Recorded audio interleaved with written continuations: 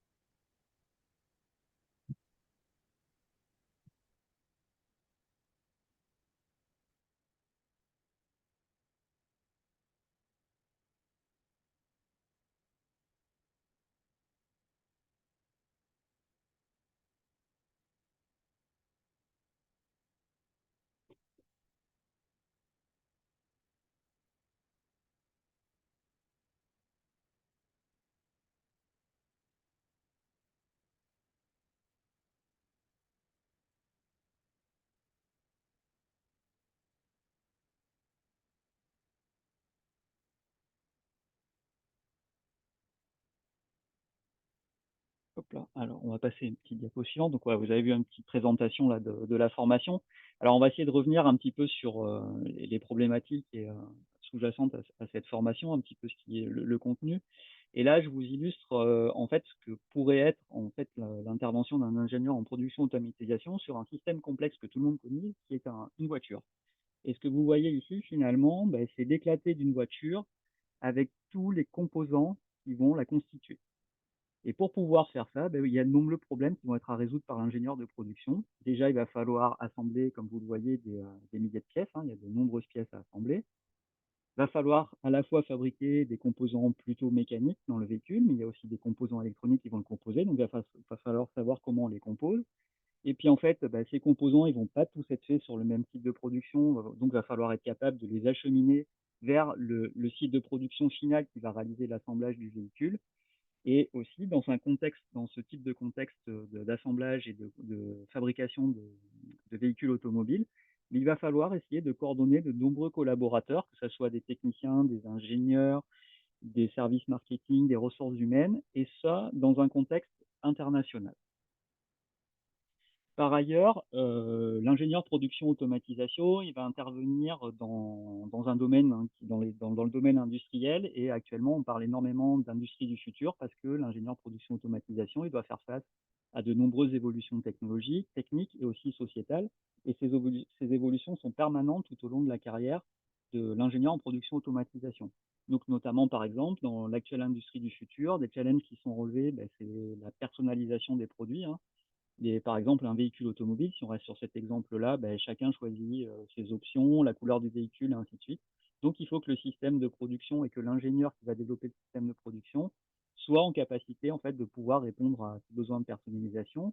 Évidemment, il y a tous les enjeux environnementaux, il y a des grosses réflexions chez les ingénieurs pour essayer de proposer des systèmes de production bah, qui vont respecter la consommation d'énergie, où on va essayer de beaucoup moins travailler avec des composants qui vont être obsolètes rapidement. Donc, il y a tous ces enjeux-là à intégrer. Vous avez aussi des problématiques autour de la numérisation des technologies et des processus. Ça, c'est quelque chose qui est très inhérent dans l'ingénierie de la production. Et puis, vous avez aussi l'émergence de nouvelles technologies. Je pense que tout le monde a entendu parler de l'arrivée de l'impression 3D. Et ça fait aussi partie des problématiques que doit résoudre un ingénieur, c'est-à-dire intégrer des nouvelles techniques de fabrication dans les systèmes de production. Alors, un ingénieur en production, en automatisation, qu'est-ce que c'est? Bah, tout à l'heure, vous avez vu, on avait l'exemple du véhicule, hein, avec toutes les pièces qu'on doit réaliser.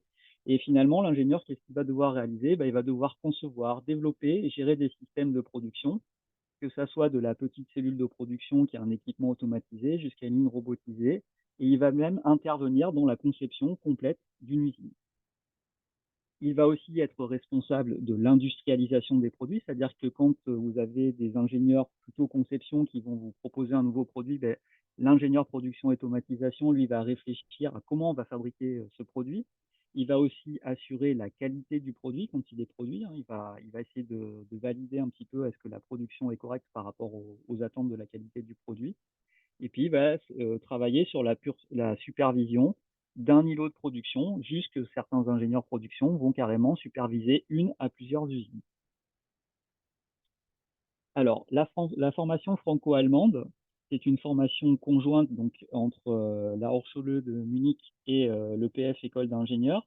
Et c'est une formation où vous allez alterner, qui est sur 5 ans, et vous allez alterner une année en France et une année en Allemagne. Donc, la première année va être réalisée à l'EPF, la deuxième année va être réalisée en Allemagne, la troisième à l'EPF, la quatrième en Allemagne, puis la cinquième à l'EPF. Alors, la structure de cette formation, vous voyez que chaque année, vous allez vous retrouver aussi en situation de stage. Donc, chaque année va vous permettre en fait de commencer à comprendre ce qu'est l'industrie et ce qu'est la production et l'automatisation. D'abord par des stages plutôt d'exécution, de découverte. Puis, au fur et à mesure de votre cursus, vous allez rentrer dans des problématiques de plus en plus ingénieurs jusqu'à finir en fin de cursus avec un semestre complet où vous allez devoir présenter un projet de fin d'études en relation avec une problématique industrielle. Alors, les thématiques abordées dans cette formation, vous allez évidemment aborder des thématiques inhérentes à la production, à l'automatisation, donc les automatismes industriels, la commande numérique, les techniques de fabrication, toutes les problématiques qui vont concerner la logistique, l'acheminement des pièces, par exemple, sur les sites de production. Et puis, vous allez aussi avoir des compétences dites soft skills dans les formations d'ingénieurs, qui sont plutôt des compétences de gestion d'équipe d'ingénieurs, de gestion de ressources humaines. Et bien sûr, vous avez aussi des compétences linguistiques pour pouvoir travailler dans un contexte international. Donc, vous avez des heures d'enseignement en anglais et bien sûr, dans le cadre de la formation, en allemand. Ce que j'ai oublié de dire tout à l'heure, c'est que quand vous êtes en France, les cours sont en français et quand vous êtes en Allemagne, les cours sont en allemand, ce qui vous permet en fait de développer en fait vos compétences linguistiques techniques dans le contexte de l'ingénierie de la production. Alors, la formation, elle va vous permettre d'obtenir plusieurs diplômes. Donc, en fin du cycle de master à l'EPF, vous allez obtenir le diplôme d'ingénieur en production automatisation. En parallèle, vous allez obtenir l'équivalent à la Hochschule Munich, qui sera cette fois-ci un master.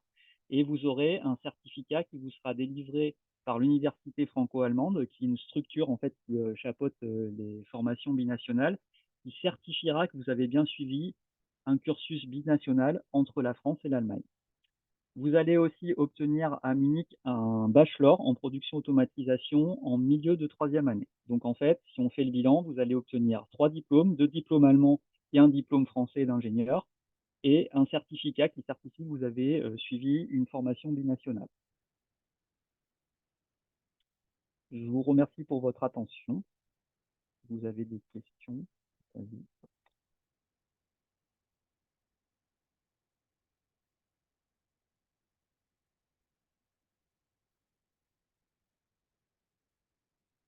Alors, je peux peut-être rajouter des informations. Le cursus, il est à la fois certifié par la Commission des titres d'ingénieur français. Donc, votre diplôme, il est reconnu comme un diplôme d'ingénieur en France.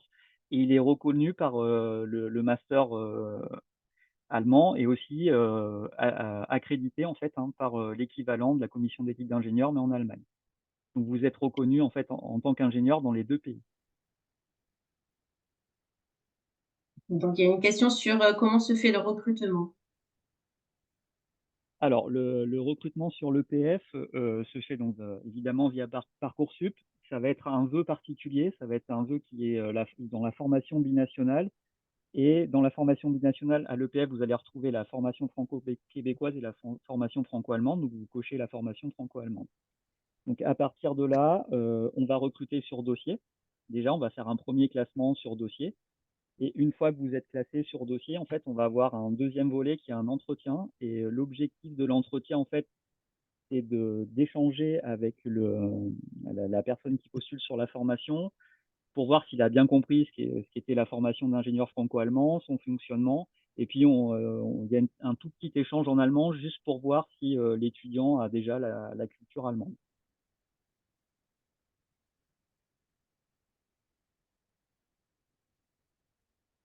Est-ce qu'il y a des spécialités qui sont requises plus Alors, en termes de spécialité, alors comme on a particulièrement ou pas? une formation ingénieur, c'est ce que je vous ai dit au début, on recherche quand même des gens qui ont un socle scientifique, donc les spécialités, c'est toutes les spécialités mathématiques, sciences physiques, sciences de l'ingénieur. La spécialité dont j'ai oublié l'acronyme mais plutôt numérique, je ne sais plus son nom, j'ai oublié le nom, mais ceux qui font un peu informatique. NSI? Voilà, NSI, exactement, tous ceux qui font cette spécialité-là, parce qu'il y a beaucoup d'informatique en fait dans la formation. Alors ça va être de l'informatique industrielle, mais si on a déjà des bases là-dessus, ça permet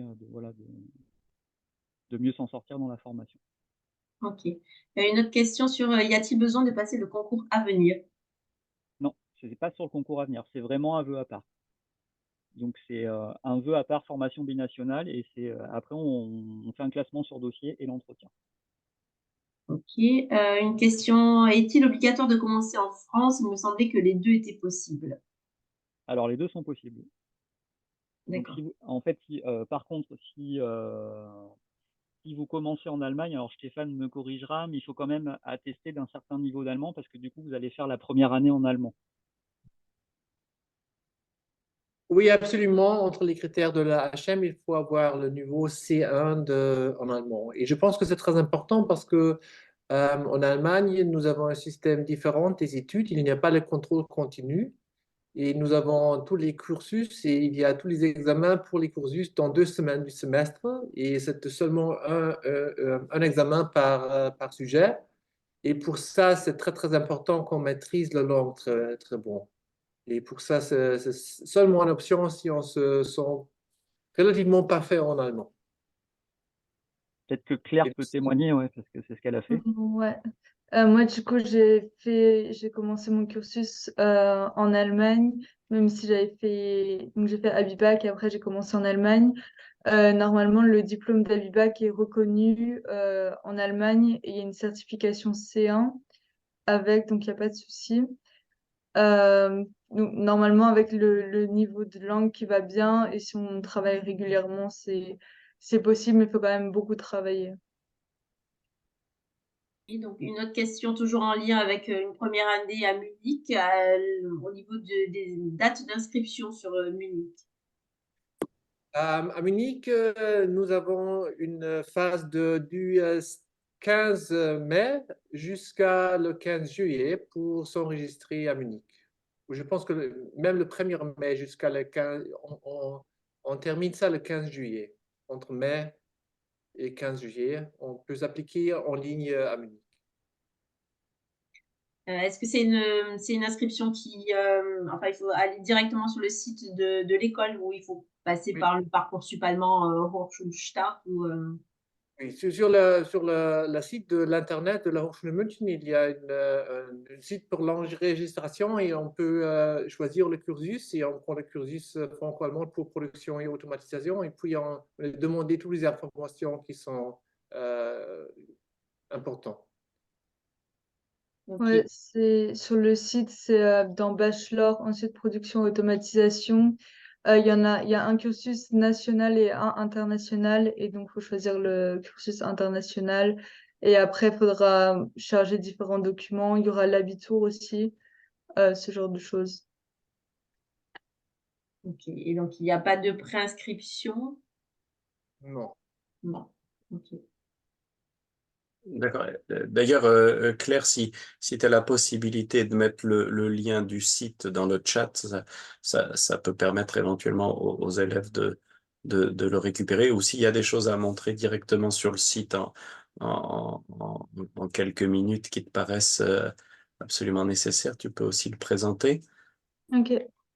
Et sinon, il y avait une question sur les bourses, sur les demandes de bourse. Je ne sais pas si vous allez pouvoir répondre à cela. Peut-être Claire.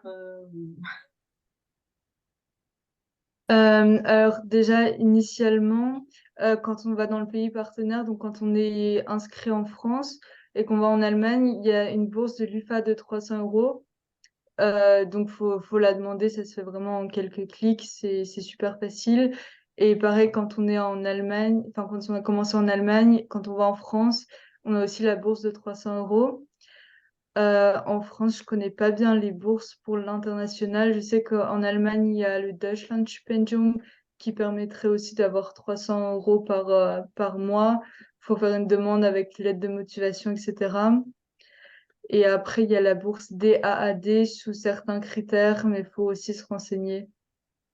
C'est assez spécifique. Donc, côté français, hein, il y a le système de bourse classique de l'enseignement supérieur qui fonctionne. Et en fait, les 300 euros qu'évoque Claire, en fait, c'est l'université franco-allemande qui verse tous les mois en fait cette bourse-là. Enfin, je crois qu'elle le verse qu'en une fois, hein, de mémoire, je sais plus. Mais en tout cas, bon, vous avez une bourse en fait qui est versée par l'université franco-allemande en fait, qui est une aide à la mobilité en fait dans le pays partenaire par rapport à votre première inscription. De mémoire, ça couvre, alors pour les étudiants qui viennent de l'EPF, donc qui partent en Allemagne en deuxième et en quatrième année, ça couvre à peu près les frais de la chambre universitaire. Il y a toujours une question sur l'Allemagne, est-ce qu'il y a une sélection sur le cursus en Allemagne avec une inscription avec des prérequis ou seulement l'inscription avec des prérequis? Non, en fait, nous n'avons pas une sélection en Allemagne. Il faut dire qu'en Allemagne, il n'y a pas trop des élèves qui maîtrisent le français. Et pour ça, le nombre de candidats est dans une quantité que nous pouvons accepter toutes les candidatures.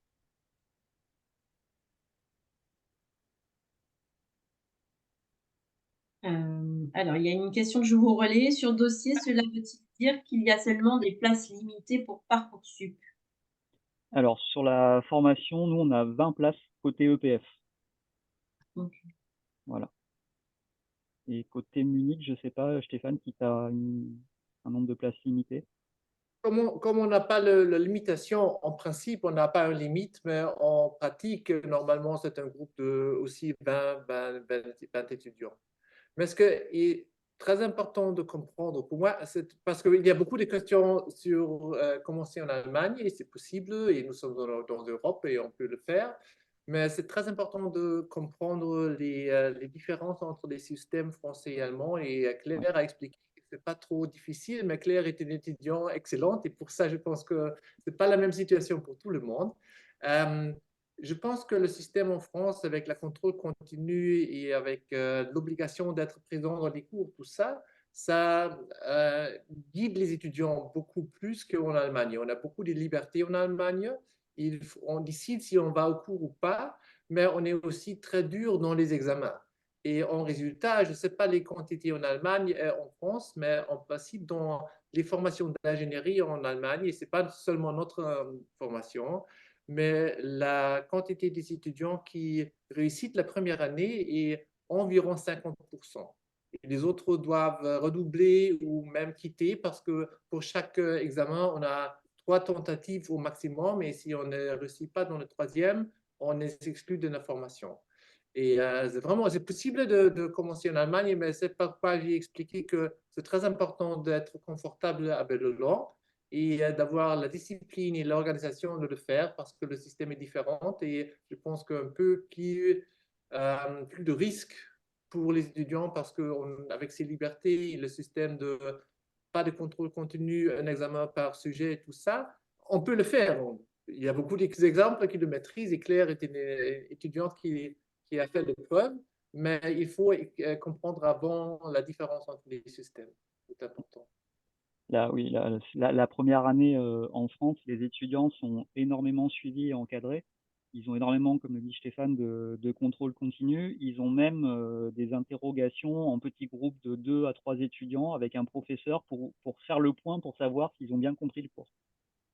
Un peu comme dans les classes préparatoires, en fait.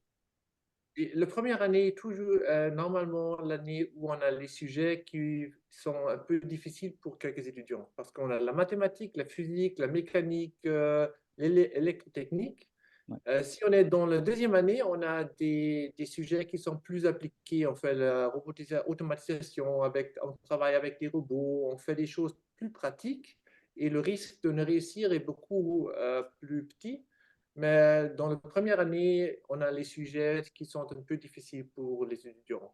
Et si on décide, par exemple, de commencer en Allemagne, ça aide beaucoup si on est très fort en mathématiques et physique et aussi en allemand. Ouais, notamment au niveau des sciences des matériaux, c'est vraiment pas facile en allemand.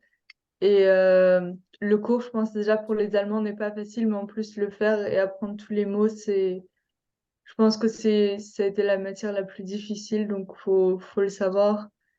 Et le mieux, c'est d'être bien accompagné, mais ça reste quand même pas facile. Et il y a une grosse marge entre les deux systèmes. Il y en a un en France où on est vraiment guidé partout, et en Allemagne, bah, faut plus ou moins tout faire tout seul, faut se motiver tout seul à travailler parce que les partiels sont vraiment concentrés sur un mois, je dirais, et sans qu'on travaille en continu. Et il y a des gens qui travaillent en continu et qui passent les partiels. Il y a d'autres personnes qui commencent un mois avant à s'y mettre.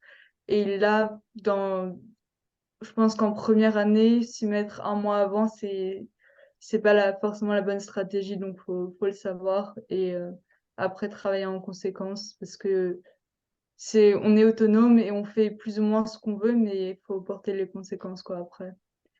Alors qu'en France, on est plus poussé à apprendre en continu, donc c'est peut-être plus facile au début des études. Voilà, mais c'est un choix à faire. Il y a une autre question qui concerne cette fois-ci EPF, l'entrée sur dossier. Est-ce qu'il y a des notes qui sont attendues pour en dire un peu plus sur le niveau des élèves que vous prenez, que vous acceptez? Alors, en fait, ce qu'on fait, c'est qu'on va classer les élèves selon leurs notes dans les disciplines hein, qu'on a évoquées tout à l'heure, hein, surtout les disciplines scientifiques. L'allemand, évidemment, on regarde ça. Je dirais que globalement, des élèves qui ont 13-14 dans ces disciplines-là, en principe, ils sont classés sur dossier, ils viennent à l'entretien. Et à l'entretien, on élimine très peu d'étudiants. En principe, il n'y a pas trop de... Voilà, à peu près hein, le niveau. C'est des étudiants qui ont 13-14 de moyenne sortis du bac, quoi, et dans les disciplines cibles en fait, de la formation. Peut-être, Claire, ça vaudrait le coup que tu retraces un petit peu ton parcours dans la foulée de la BIBAC, que tu parles peut-être des stages que tu as fait et éventuellement de tes projets. Là, tu en es où du cursus? Voilà, si tu peux peut-être rapidement brosser ton parcours, ça peut permettre aux élèves de se projeter aussi. Ouais. Moi, du coup, j'ai fait Abibac à Lille, dans les cours de Monsieur Lapalu. Après, j'étais pas trop. Je sais que je voulais faire des études d'ingé et j'étais pas trop sûre parce que je voulais faire des études d'ingé à un certain moment en allemand, mais j'étais pas trop sûre au niveau de toute la partie scientifique. Donc, j'ai déjà fait un an de prépa après le bac. Et après, j'ai eu l'opportunité de changer de cursus. Et donc, je me suis orientée dans le cursus franco-allemand parce que je voulais vraiment faire de l'allemand et ça m'avait manqué en prépa.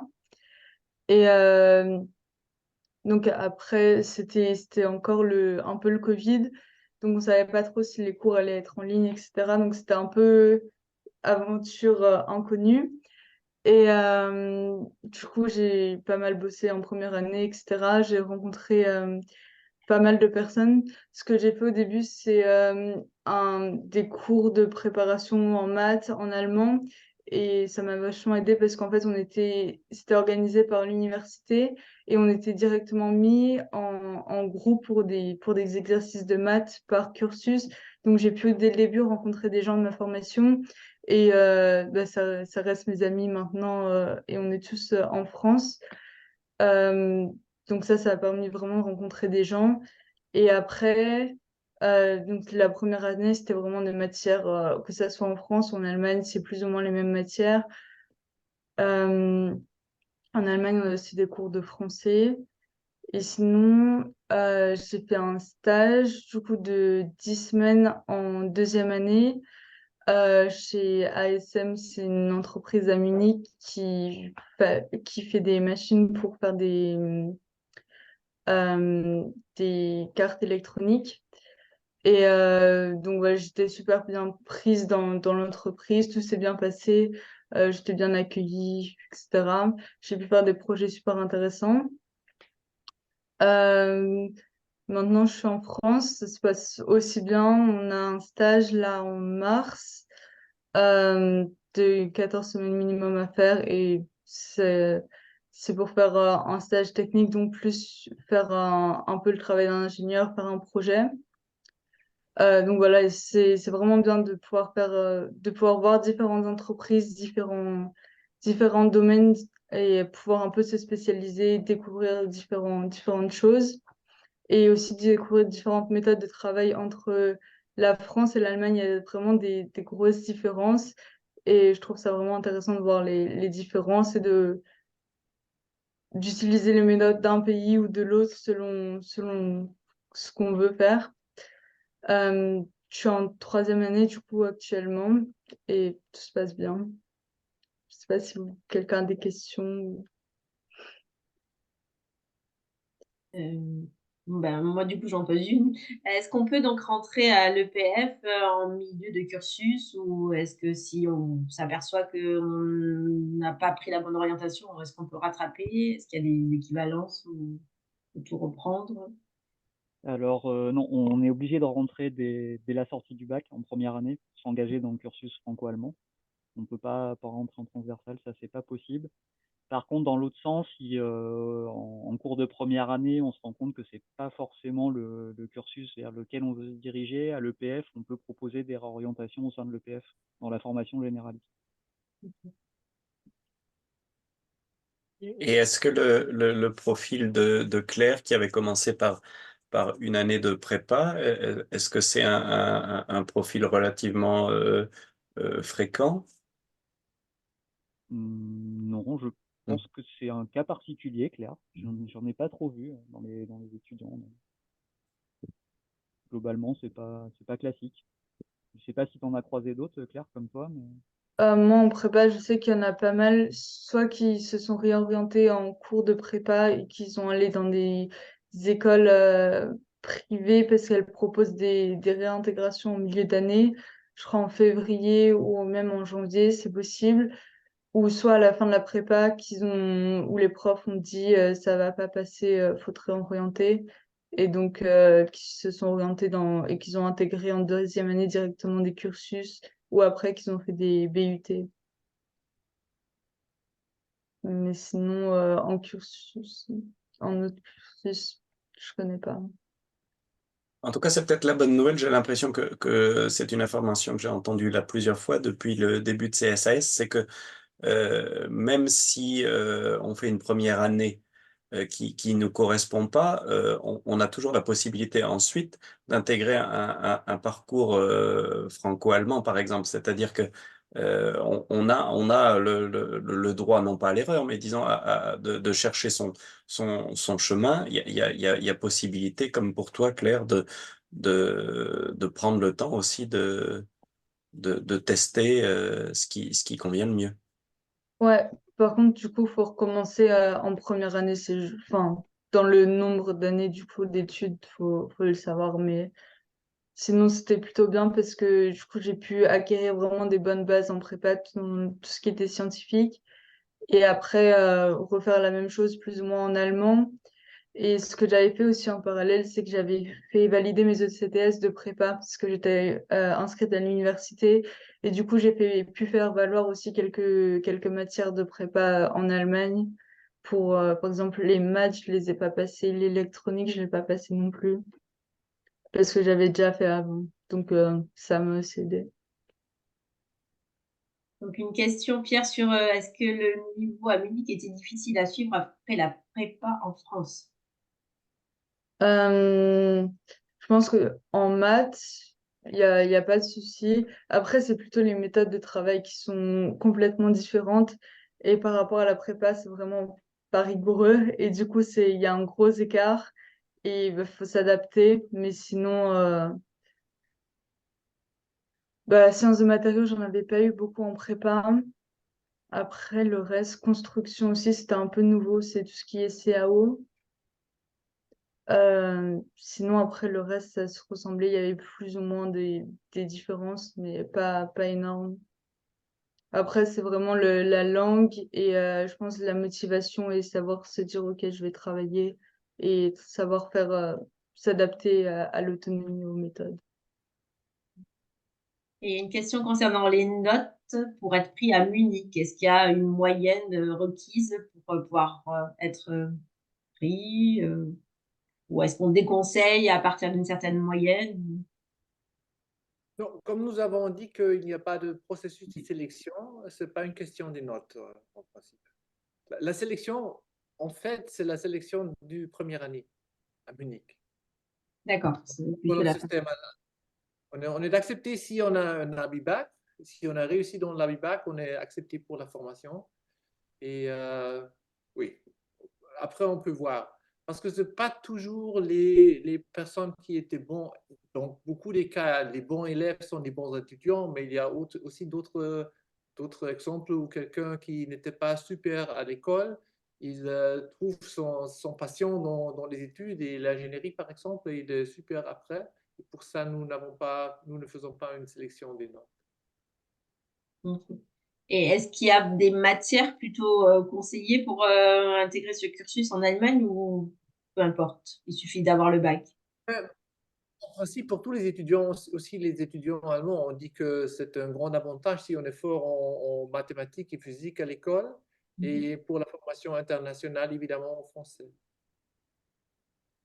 Mais je pense que ce n'est pas un problème du niveau avec lequel on commence parce qu'on a des étudiants qui sont des différentes sortes au niveau des écoles en Allemagne. Il y a aussi on peut avoir avec un bac, mais aussi avec d'autres qualifications. Et pour ça, dans les cursus, on commence avec un niveau pas trop haut pour collecter tous les étudiants, mais on est très vite en faire les choses qu'on a appris à l'école, et après, c'est une question d'être organisé, de suivre et travailler beaucoup pour suivre, parce que la vitesse avec laquelle on apprend des choses à l'université est un peu plus haut qu'à l'école, et pour ça, c'est important. Et je pense que j'ai dit ça avant, mais je pense que c'est la raison pourquoi en Allemagne, aussi les étudiants allemands ne réussissent pas 50%, parce que c'est pas facile si on vient d'un environnement à l'école où on est organisé et c'est très clair, il faut aller là, il faut avoir des partiels chaque 2 ou 3 semaines, dans un système où on les organise complètement soi-même.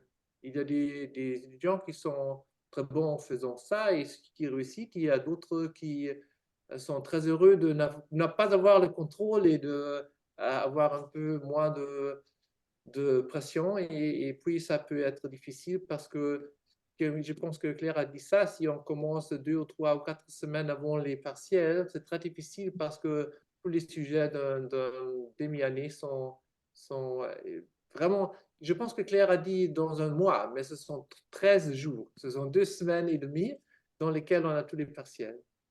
Et c'est très dur si on n'a pas suivi les cursus continuellement. Claire, encore une question concernant la langue. Est-ce que c'est difficile de comprendre les cours de maths ou de physique en allemand? Au début, c'était assez difficile, surtout en sciences de matériaux. Aujourd'hui, ça va, mais je sais qu'au début de chaque semestre, à chaque fois qu'il y a une nouvelle matière, il faut s'adapter au nouveau vocabulaire. Et donc, c'est un peu difficile, mais après, une fois qu'on a acquis le vocabulaire, ça va.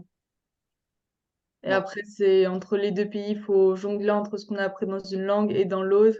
Et parfois, c'est pas facile de savoir exactement les bons mots ou comment s'appellent les choses, mais on y arrive. Alors, côté EPF, en première année, on a un cours d'allemand technique spécifique qui est assuré par un étudiant du cursus qui est en 5e année. Donc, un étudiant allemand du cursus qui est en 5e année, donc au cours de sa 5e année, il est à l'EPF. Il vient faire de l'allemand technique auprès des étudiants français en première année pour les préparer à partir à Munich. Il y a une question sur le nombre d'heures de cours ou le nombre d'heures de TP par semaine à Munich. Peut-être, Claire, vous pouvez reprendre parce que je ne connais pas le mot hebdomadaire. Par C'est semaine. par jour, ouais, par Une semaine. semaine. Je peux mettre, sinon, Peut-être je qu'on peut avoir regarde. aussi une réponse pour l'EPF pour Ouais, alors une côté comparaison. EPF, c'est 4 jours et demi à peu près de cours par semaine et une demi-journée, c'est 3 heures. C'est dimensionné à 3 heures. Ça, c'est à peu près voilà, la journée type. Donc, une matinée, 3 heures, un après-midi, 3 heures de cours. Plus en première année, quelques heures de soutien, des choses comme ça qui sont mis en place aussi pour accompagner les étudiants en plus. Et les TP, alors en première année, il y a à peu près 30% de TP, et plus on avance dans le cursus, plus il va y avoir des activités type TP, projet, qui vont prendre beaucoup de temps en fait. On va basculer dans certains modules en fin de cursus, on est à 90% du module qui est en projet en fait. On va résoudre un problème d'ingénieur et l'enseignant est là pour accompagner les étudiants. Et à Munich, on a en principe, je pense que vers 28 à 30 heures par semaine et 100 heures de 45 minutes. Et je pense aussi que 30 à 40% des heures sont des travaux pratiques. Dans la majorité des sujets, il y a un cours théorique et aussi un travaux pratiques dans les laboratoires. Par exemple, l'année dernière, le cursus du 5e année, dans notre laboratoire robotique, on a fait une band de musique avec des robots. Un robot a fait la guitare et les autres ont fait des autres instruments et on a fait une petite mélodie avec les robots. Et on a travaillé dans des petits groupes d'étudiants dans des équipes et on a réalisé un des instruments avec son robot. Et c'est très important pour nous d'avoir ces travaux pratiques. Et une chose aussi à dire, je pense que c'était relativement clair du présentation de Laurent, mais je ne suis pas sûr si on a dit ça explicitement, parce que une chose spéciale de notre formation est que ce n'est pas un échange des étudiants, comme dans la deuxième année, les Français vont en Allemagne et les Allemands en France. Les Allemands commencent en Allemagne, les Français commencent en France. Et la deuxième année, les Français viennent à Munich. Et puis, c'est un groupe ensemble. Et cet groupe ensemble de Français et Allemands change entre les deux universités. Ça dit que pendant 4 années, on est étudiant dans un groupe franco-allemand et on a des amis des deux pays. Ouais, Parce que beaucoup des cours où on change d'1 ou 2 années et les Allemands vont en France et les Français en Allemagne. Mais ici, nous avons un groupe conjoint qui vient dans les 4 années. et c'est aussi des petits groupes. Là, on est actuellement 17 en troisième année et pareil en cinquième année. Donc, c'est vraiment privilégié au niveau du nombre de personnes. À Munich, vu qu'il y a un cursus national, il y a un peu plus de personnes, mais je pense qu'on est 40 au maximum dans les salles, donc c'est vraiment faisable. Et quelque chose qu'on n'a pas dit aussi, c'est quand on va dans le pays partenaire, il y a des logements qui sont réservés aussi directement. Et donc, il n'y a pas besoin de chercher un logement pendant des heures sur Internet dans un pays qu'on ne connaît pas. Donc ça, c'est vraiment très pratique. Il y a justement une question sur le coût, enfin sur les frais d'inscription en France et puis en Allemagne aussi. Alors, en France, comme le EPF est une école privée, c'est autour de 8 500 € l'année. Voilà. Côté allemand, je sais pas. Euh, Oui, Claire peut répondre ça. je Vous crois savez que c'est mieux 80 euros de mémoire, quelque chose comme ça a baissé cette année. combien vous avez dit? Je pense 80 euros par semestre. Ah oui, je pense que 80 quelque chose, oui. C'est ah oui, oui, c'est pour le restaurant des étudiants et aussi pour la transportation à Munich en principe. Parce que nous sommes une université publique et pour ça, nous n'avons pas des frais pour les étudiants. Mais il y a pour tous les étudiants à Munich ces frais que Claire a dit. Ils sont pour organiser toutes les activités des étudiants, comme les restaurants, par exemple. Je me demandais si, par exemple, majoritairement les étudiants français s'orientaient ensuite vers une carrière plutôt en France ou est-ce que euh, toi, Claire, par exemple, tu imagines une carrière en France, en Allemagne, passer de l'un à l'autre, Je pense en Allemagne, mais peut-être en France à l'international ou à la frontière. Mais plutôt en Allemagne ou dans un autre pays. Il y a encore une question sur les stages. Est-ce qu'ils sont rémunérés? Alors, les stages en France, quand ils sont au-delà de 8 semaines, ils sont forcément. Alors, on ne parle pas de rémunération, mais on parle de gratification. Oui. C'est la particularité française. Mais au-delà de 8 semaines, ils sont rémunérés. Donc, dès le stage Dès de la première. première. Alors, la première année, c'est un stage de 4 à 5 semaines, donc c'est un stage de découverte. Donc, l'entreprise n'a pas obligation de rémunérer, mais je dirais que 95% des étudiants touchent une petite gratification sur le stage de première année. Et tous les autres stages, il n'y a pas de souci, il y a une rémunération. En Allemagne, du coup, quel que soit le stage, la rémunération n'est pas obligatoire, donc ça dépend de l'entreprise dans laquelle on est. Mais je pense que la majorité des entreprises paient quelque chose, oui. C'est possible, je sais, ça dépend des entreprises. Je sais qu'il y en a quelques-uns qui n'ont pas été payés, mais Alors, je pense que ça dépend vraiment de l'entreprise. moi qui ai la visibilité là sur les projets de fin d'études, donc les gros stages de 6 mois en fin de cursus, je vois les stages qui sont faits en Allemagne ou en France. Dans la promotion là, actuellement qu'en 5e année, ils sont tous rémunérés, qu'ils soient en France ou en Allemagne. Donc, côté allemand, là, il est rémunère. Vous voyez, il n'y a pas de souci quoi, sur les gros stages.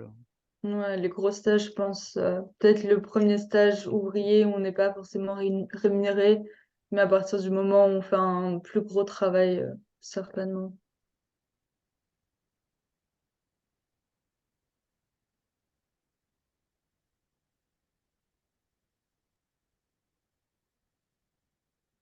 Alors, petite particularité quand on parle des stages, sur le projet de fin d'études, les étudiants français ont le choix de le faire dans le pays qu'ils veulent.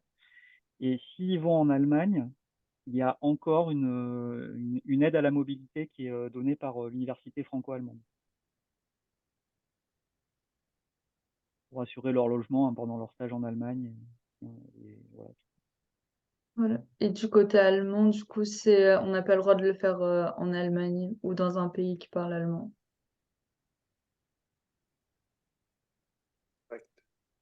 D'accord.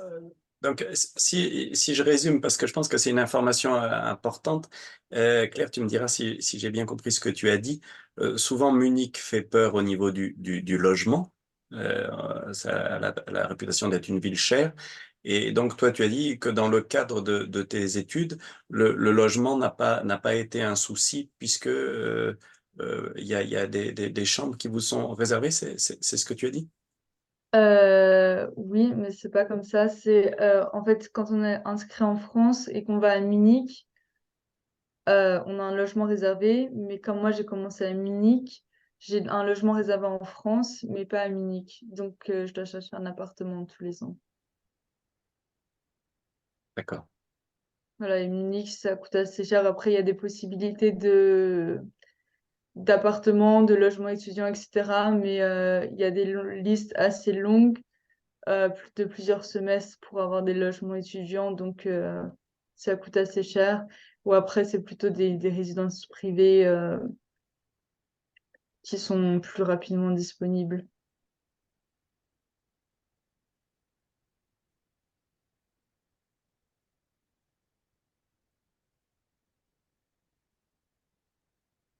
Et bon, il n'y a plus de questions. Ah si, le décompte ECTS existe-t-il aussi à l'EPF? Oui, oui, oui. C'est obligatoire, hein, de toute façon, dans toute l'Europe, hein. Donc pour valider en fait le diplôme d'ingénieur en France, mais je pense que c'est pareil pour le master en Allemagne, en fait, chaque année, il faut avoir 60 crédits ECTS, sachant qu'un semestre vaut 30 crédits, en fait. Donc oui, il y a le système de crédit européen classique de l'enseignement supérieur. D'ailleurs, Claire en a parlé tout à l'heure, comme elle avait réussi en parallèle de sa classe prépa à faire valider des modules à l'université, elle a pu le faire valoir à Munich. Elle avait crédité en fait certains enseignements.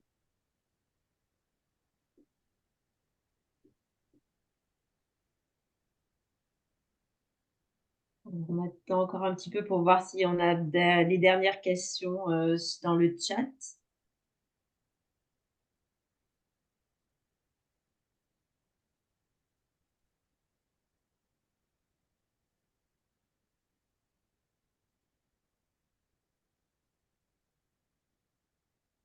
Une question pour EPF, c'est Parcoursup, donc la réponse vient dans le cadre de Parcoursup pour Oui, l'admission. oui, oui, oui.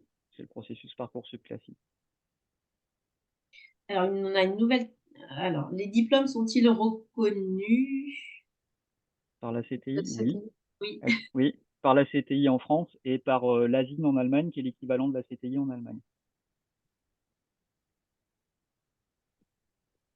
Et alors, une autre question qui est revenue. Alors, sur un certain nombre d'élèves, quel pourcentage ou combien sont sélectionnés à la Hochschule de Munich?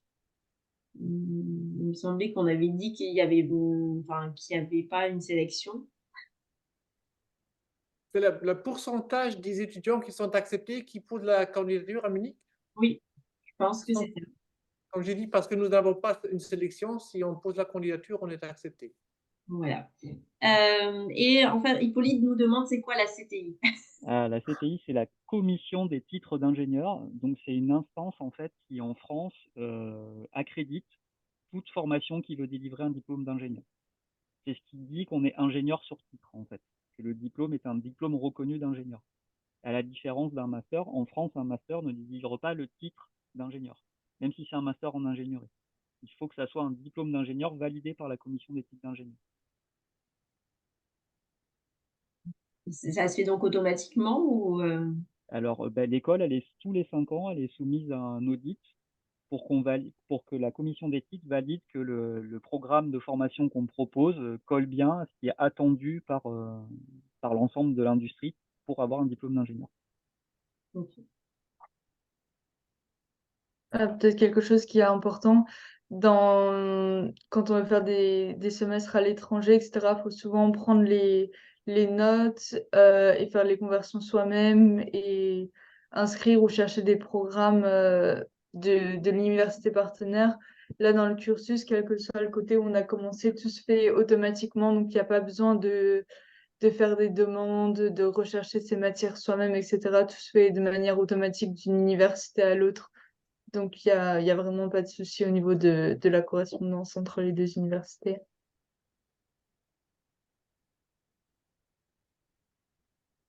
Mais une des particularités, comme la formation est conjointe, finalement, c'est que les jurys, à partir de la 2e année, enfin, tous nos jurys, en fait, sont communs entre l'EPF et La Roche-Houleux. Donc, en fait, on valide les notes ensemble toutes les années. Ce qui permet effectivement qu'il n'y a pas de souci, en fait, derrière de transmission de dossiers de notes et ainsi de suite. C'est transparent pour les étudiants, en fait. Mhm.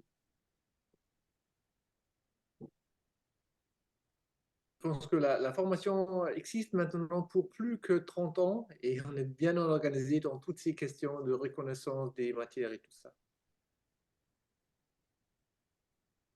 Ok.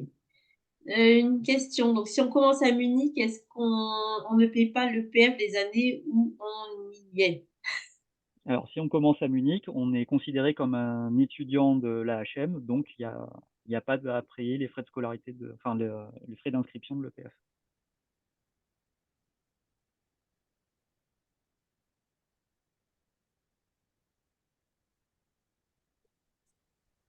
Très bien. Ben, je crois, Véronique, on approche de... Oui, on approche de la fin de cette visioconférence. Bon, si vous avez des dernières questions, dépêchez-vous de les mettre dans le chat.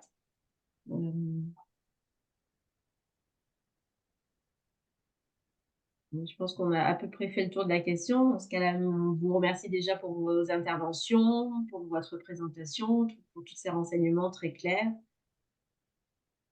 Christophe, je ne sais pas si tu veux rajouter quelque chose. Non, peut-être. Alors à toi de voir, Claire, si les élèves qui sont là souhaitaient, au cours des semaines qui viennent, prendre contact avec toi pour des questions plus particulières, plus précises, est-ce qu'il y aurait eu une adresse mail où te joindre? Parfois, c'est ce qui... c'est ce- Ouais, je vais mettre mon adresse mail.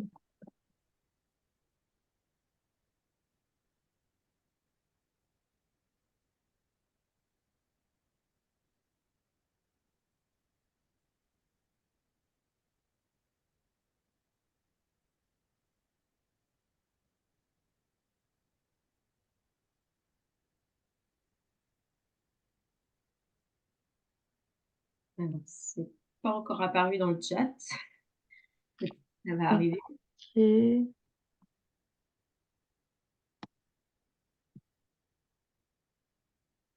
leur renvoyer alors.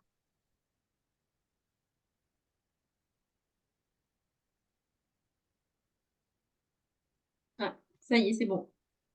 Très bien.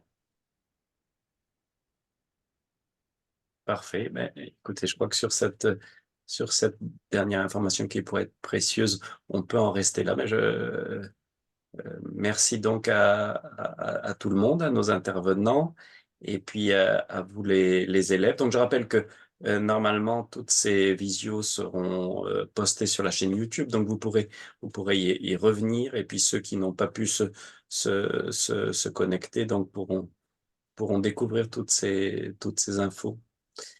Voilà. Et ben écoutez, bon week-end.